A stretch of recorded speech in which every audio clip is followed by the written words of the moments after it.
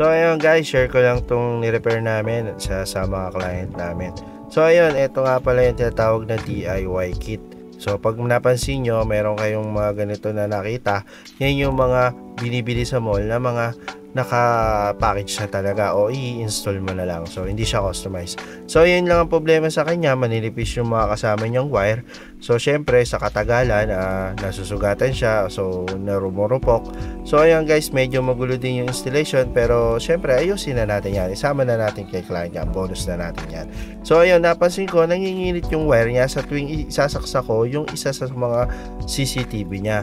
So naisip ko, syempre bilang tech, inapin natin yung troubleshoot niya, at ito yung napansin ko, meron siyang mga ngat-ngat na sa wire. So dahil dyan, doon nag-short yung mga wire sa loob kasi nga may talop na siya.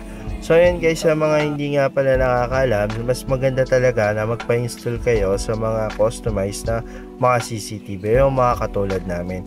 Kaya kita nyo guys, inayos na rin natin yung mga wire, at syempre ayan, all done na at nagana na, at inorganize na rin natin bilang bonus na po sa customer. Thank you po.